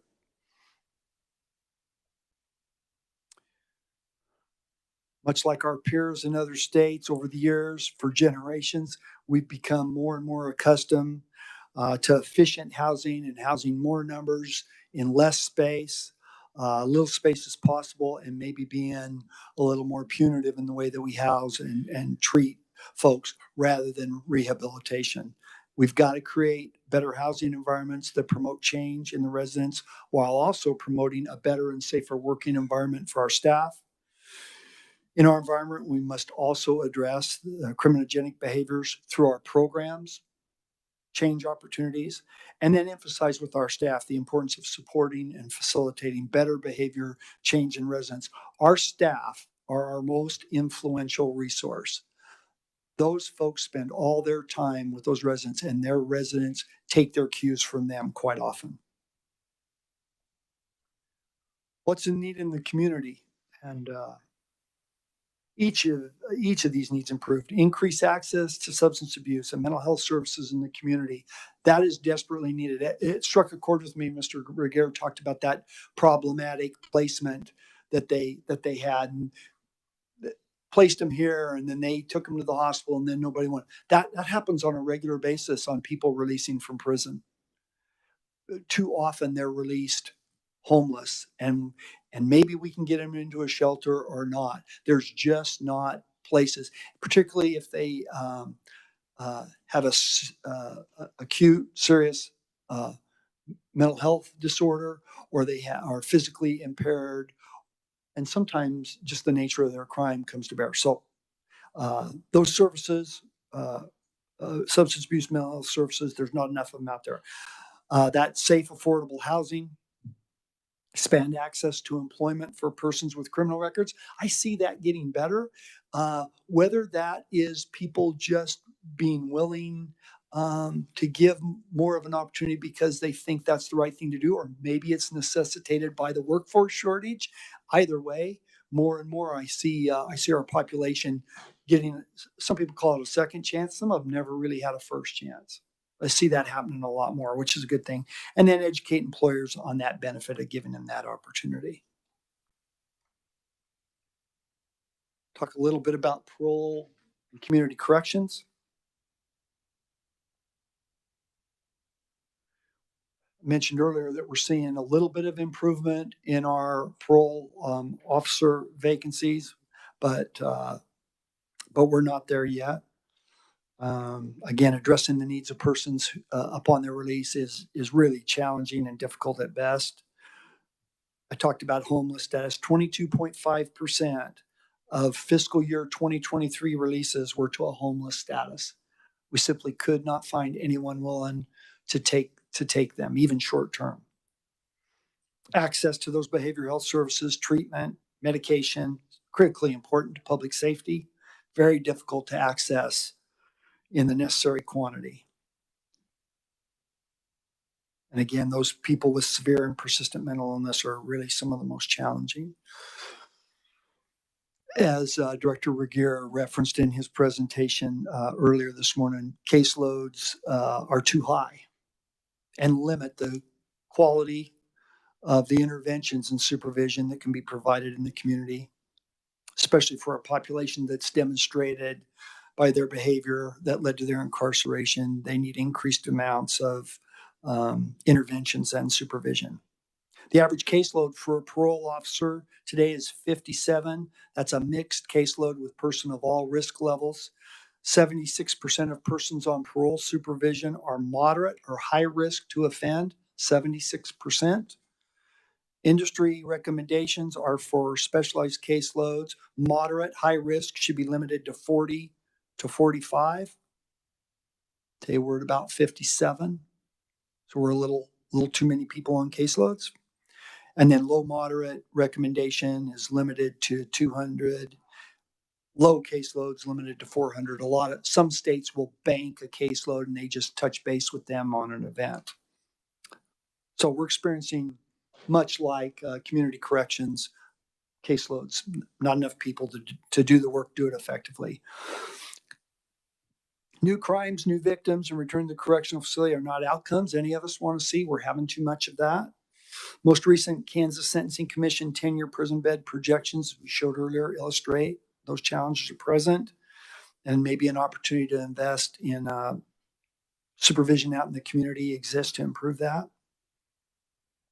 Between FY 2019 and 2023, admissions of persons as a parole post-release condition violators. So they're out and they violated, no new crime, just violated the conditions, increased by 31.6%. For the same period, admissions of persons as parole post-release with a new sentence, a new crime, increased by 31.1%. So almost about the same. Again, as these people are on supervision, there's an opportunity to intervene, change that, but we've got to address the challenges of staffing and high caseloads. Some initiatives in parole. We've got a concurrent supervision agreement with OJA.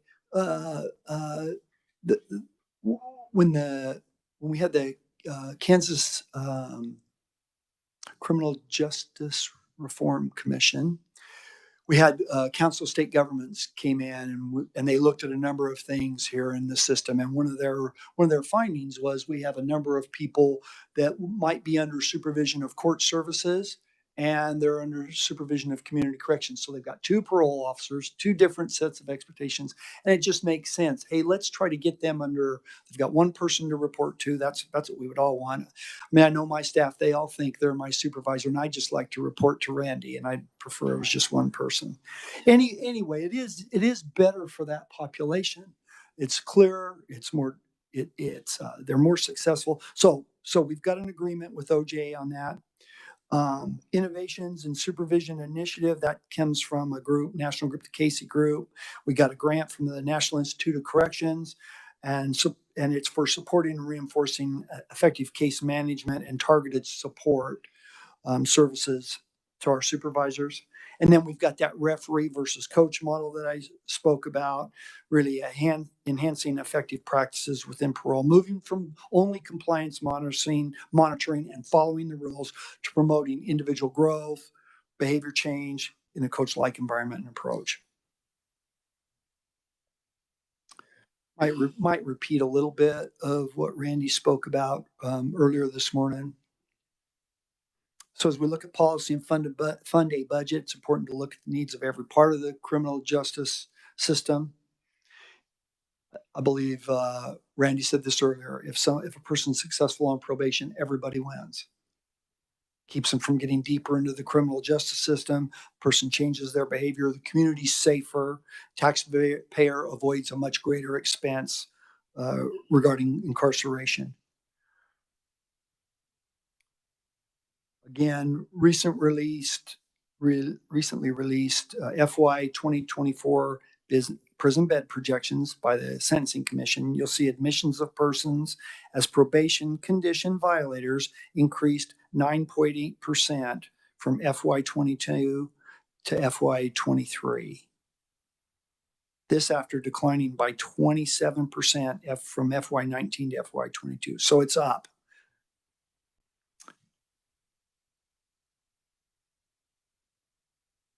As this population was granted probation instead of incarceration, making every effort for them to be successful really is in everyone's best interest. To help in these areas, the governor and legislature increased FY 2024 grant funding for community corrections. Randy referenced that by $9.2 million, resulting in a total of $27.3 million in grants for serving adults on probation. More needs to be done. Oh.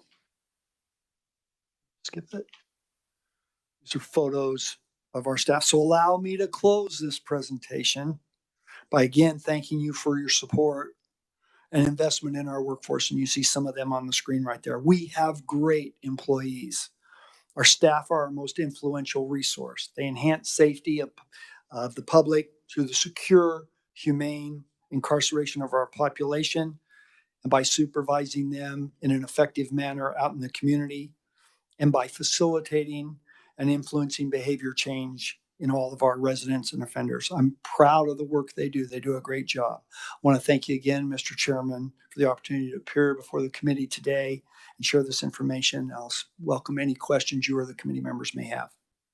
Sounds good. Representative Heiberger. Thank you, Mr. Chair, and thank you, Mr. Secretary. I don't think you mentioned this in your presentation, but I've read that you've recently instituted a new classification system for inmates. Could you tell us a little bit about that? Mr. Chairman, Representative, great question. Classification evolves over time. I've seen it in my 30 plus years, just kind of changed a little bit 3 times. We find that we over classify people, and the higher the classification of people, the less opportunities they have. It's a more restrictive environment, less choices, less opportunities. And so every so often, as an industry, corrections kind of looks at the classification models and revalidates, hey, are these the right things to be assessing and measuring? And it's done on a point system.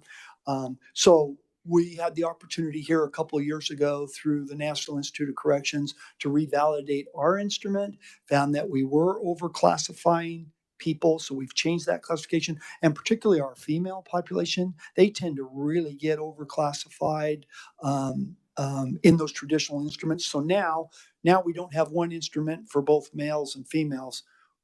We have separate instruments for both, which is the way to do it. So it has evolved, and we've implemented that. Thank you. My understanding is the new model focuses more on more recent behavior rather than past behavior. Is that accurate? Yeah, Representative, I think that's true in part. You know, we traditionally we have a history of something happened 15 or 20 years ago. That's still, maybe it was a walk away from a work center or a minimum custody facility. That can still be being held against you, and it's kind of that, like, take into consideration how long ago that happened, and is this a different person we have standing before us today? I'm really interested to see how this works, because I think, at the Sentencing Commission, we talked about how our extensive use of criminal history and our sentencing guidelines really places a lot more emphasis on past behavior than on current behavior compared to a lot of other systems. And so if you're successful with this new classification system, I think that would give us even more reason to reconsider how we use prior criminal history in our sentencing guidelines. All right, thank you. Mr. Secretary, question for you. I wanted just a little bit more information. As we have spoken about previously, the incident that occurred at the fair. Can you tell me kind of the guidelines and procedures that dictate who are in those programs? Recognizing that, like you mentioned, 30 plus years of success and never had any instance like this. And as a matter of fact, even when I was at the fair, I thanked many of those men for the work that they were doing, because I recognized the important function that they provide. However, there is still this concern. And so could you step us through that, please? Yeah, Mr. Chairman, members of the committee. First of all, it's unfortunate circumstances. I'm sure it's painful no doubt it's painful for family members of victims or victims themselves to encounter someone that committed an offense against them out in the community. I'm sure that pain never really goes away. So our process is, again, it starts with how close, what is someone's custody level, their behavior in the facilities, how much time do they have left to serve, do they have a proximity to release, and then are we able to provide them some kind of an opportunity to start to decompress, change a little bit, get more normalized daily activities. So when they do release, they're in that mode. Going from a lockdown mode, hard incarceration, to release out in the community without some kind of transition is not good for public safety. These folks aren't ready. So it's trying to step that down. So it starts with, is someone a minimum custody resident? If they're minimum custody, and that means they're within a certain period of release, their behavior's been appropriate, then they're eligible to either be in the private industry program, on grounds, off grounds.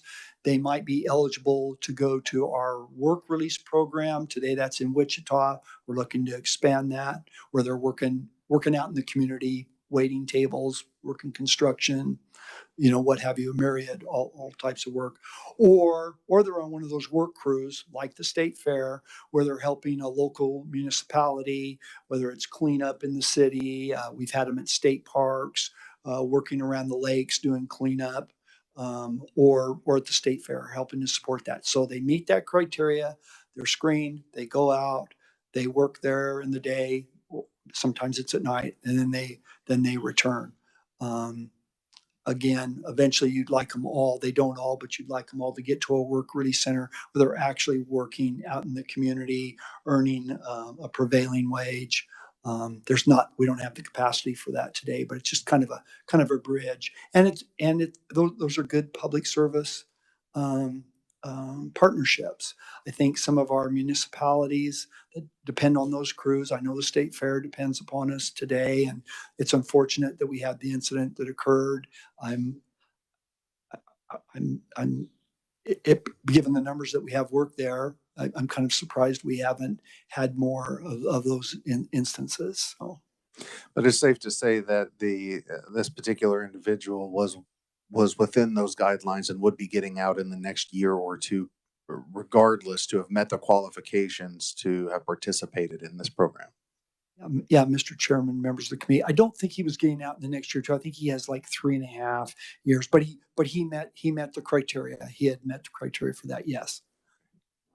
And so when they go on, I omitted, and I'll repeat it again if you don't mind. When they meet that eligibility and they're about to go out, our Office of Victim Services gets engaged and they send out the notices.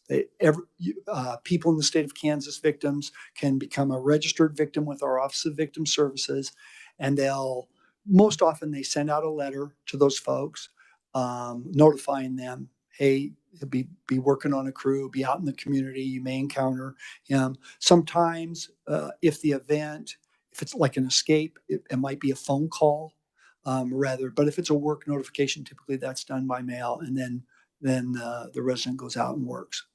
So had those victims or the victim's family been on that victim notification network, it's highly likely they would have been notified that individual would have been working at the fairgrounds. Yes. Okay.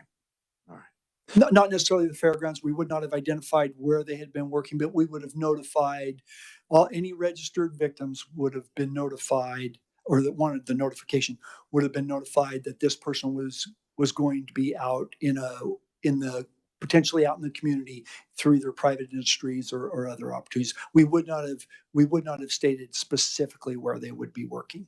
Okay. Proximity, would you have said in Hutchinson, in South Central Kansas? What does that look like? Or does it? I don't believe it's, let me look. I don't believe it's that specific, Mr. Chairman, but I can verify that. Look. Yeah, I don't. You can respond to me later on that. Okay, we'll find out. Mr. Chairman. Just wanting to make sure that, policies and procedures are in place, and there's some way to hopefully mitigate this in the future is something that we want to take into consideration. Representative Resman. Thank you, Mr. Chairman. During the break, I was talking with Secretary Zanuda about the enhancement pay that we had for correctional officers. And as the gap closes on their staff, more correctional officers get hired, the enhancement of pay may go away. And I think that's one of the contributing factors of why they were able to hire, is because the additional money.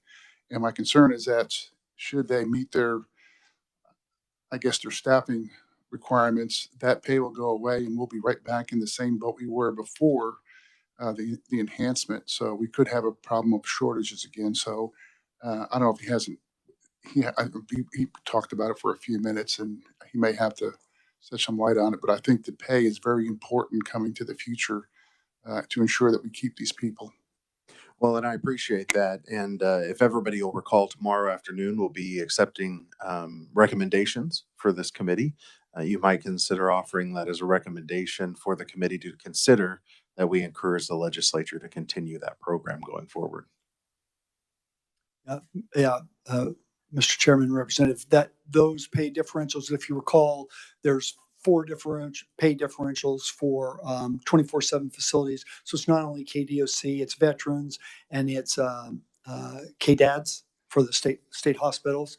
And we all have those differentials. And as I said earlier in my presentation, those have made a difference. They help stabilize our workforce. And so there does need to be some conversation and thought as to what happens with those differentials. Were they to go away in there entirely, or maybe even in part, it'll have an impact on our staffing.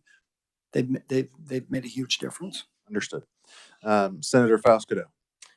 Thank you, Mr. Chairman. Thank you, Secretary. So I appreciate your comments today regarding um, those individuals that are on probation or parole. If they are successful in their programs, they don't come back and visit you. Currently, Mr. Chair, I'm right now, or the last month, I've been helping a person who's on probation and parole. People that call me, and in Sedgwick County, because everybody comes there, and so they end up with our homeless population.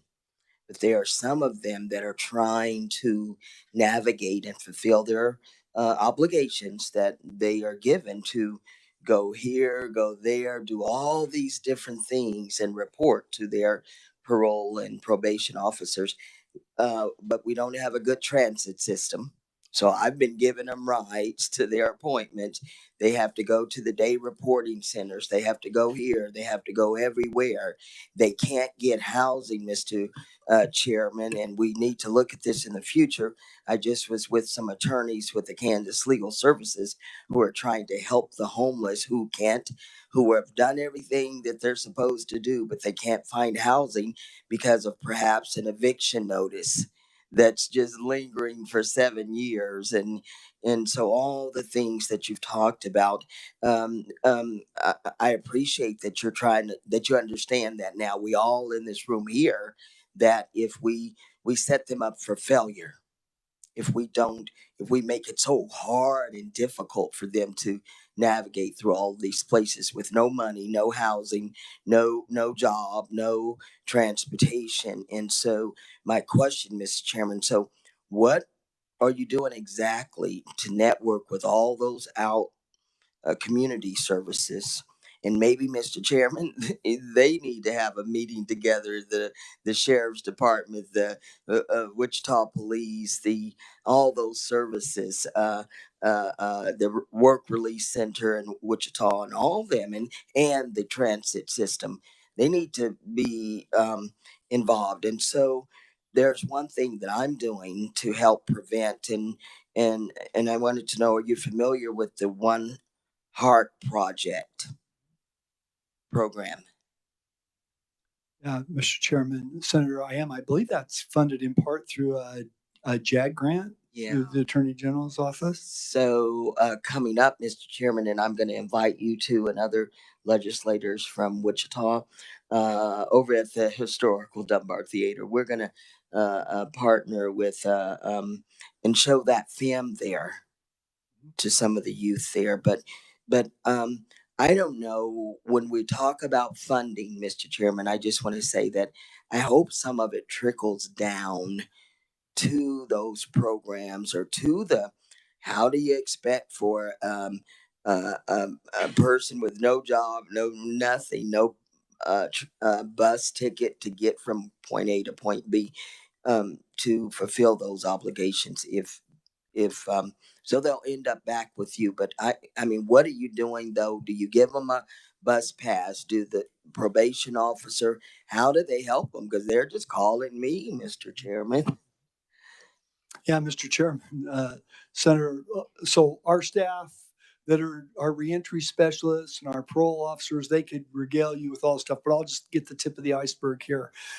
They are the masters at identifying what are the resources out there in the community. They know it frontwards and backwards, and I think they work great. We have great partners out in the community, whether it be the shelters or the different holding facilities. I think housing's a real issue, and certainly if somebody has a really severe and persistent mental health issue, there aren't many places that they can go and be, or given the nature of someone's crimes, they're not welcome, maybe in a lot of places. So our staff do a tremendous job. Our community partners, they work together. But the reality is there's not enough out there. Even if they were hitting it at 100%, there's not enough. We're going to have people that are going to release and have nothing. And that's bad for that individual, but it's also can be bad for our communities. That person is a greater risk to public safety when they don't have housing, food, transportation, and those services like medications if they need medications. So again, I just, as we go forward down and the legislature considers, how to invest the taxpayer dollars, those building up those resources in the community would really help public safety. Excellent. Well, two quick things. First of all, Secretary, thank you. Thank you for your leadership. During your tenure here, there's no doubt we've made significant progress within our KDOC facilities, within our organization. And I'm personally very grateful for your leadership and continued leadership. Very grateful for all of your staff, because I know that you're without them, you couldn't balance it all yourself. So very thankful for them. Special thanks to Randy for his work within the legislature, for his time being spent with me, and helping the folks that reach out to me that need to get in contact with you guys. So very, very grateful for him and his work within the organization. Do you want to add something, Senator Warren? I wanted to add a thank you, like the chair said, to both Randy and you, Jeff, as well, for your leadership. And you've appeared often on the Senate side in committee as well, and appreciate the leadership and the knowledge that you bring and the innovation. And hopefully that will continue on in the agency, in the department, even though Randy won't be a part of it personally. But thank you both. Thank you for your comments. Certainly. Everyone, let's plan on meeting at the facility at 1:20. That way we're able to walk in promptly at 1:30. If I recall correctly, no cell phones are allowed inside the facility, so leave them in your car. You will bring your cell phone with you. We trust you. Oh, wow. That's We impressive. want you to be able to stay connected. They don't even trust me when I go to El Dorado with my cell phone. So, okay. You'll Well, be no fine. problems. Anything else that the committee needs to be aware of? I think that's good. No weapons. No weapons. Yeah, fair enough. That one I will have to leave in the car. Thank you. All right. We'll be adjourned, and we'll see everybody at 1:20. Thank you.